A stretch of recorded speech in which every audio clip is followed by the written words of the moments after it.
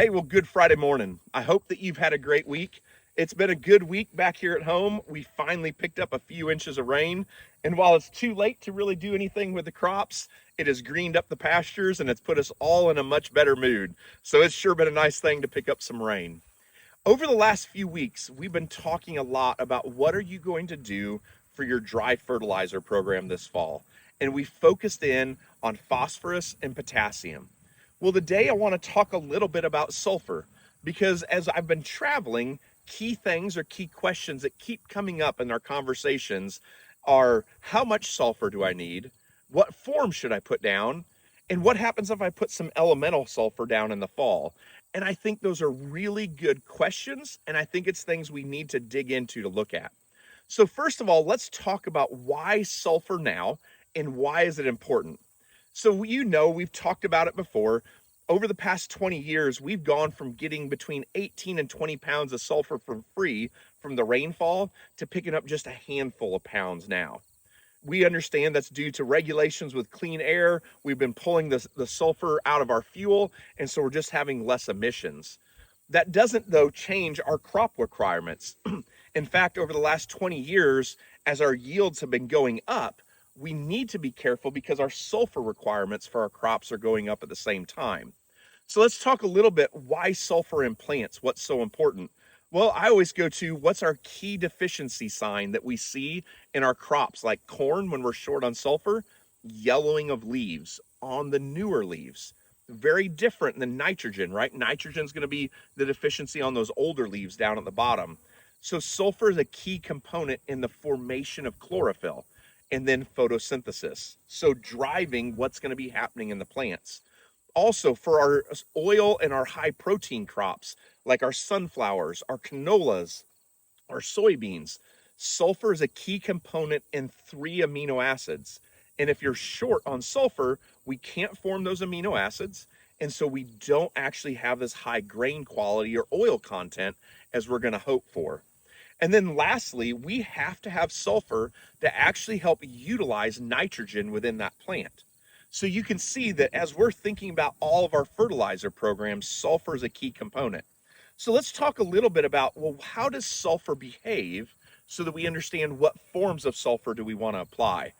I think it's easiest to think about sulfur this way. Just visualize the nitrogen cycle, right? In the nitrogen cycle, we have organic. We can mineralize that and turn it into plant available. Our plant available, when we think nitrates can leach or it can volatilize, it can go up to the atmosphere. The exact same thing is found in sulfur. So let's kind of walk through that cycle so we understand how can we add to it and how can we manage it. First of all, the plant available form of sulfur is sulfate. You've heard nitrate. Well, sulfate is the sulfur available form. It has a negative charge just like nitrates. So when we think about sulfur, we have to make sure we're understanding it is mobile in the soil.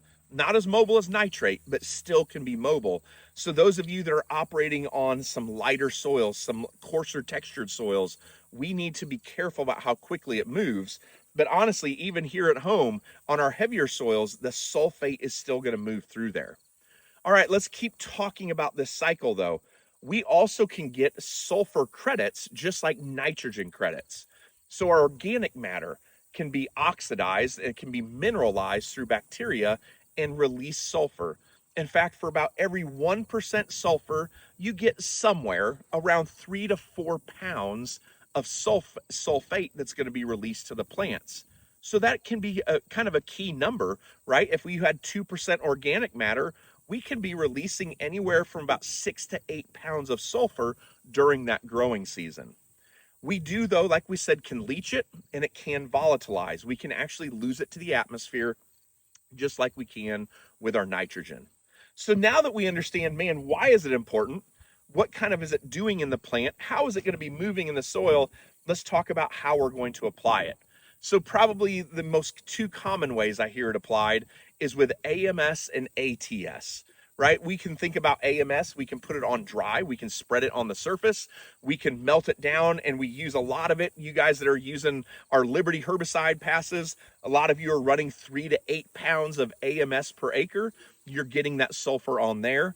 A lot of guys are running ATS, right? And either a 2x2, or we can run some as we're coming back in and side dressing nitrogen. Again, we're adding it. But I want to focus on elemental sulfur since we're talking about fall fertility. Elemental sulfur has become kind of a hot topic if we want to think about it, because it's a really high percent of sulfur and we can put it out with our dry. That's great.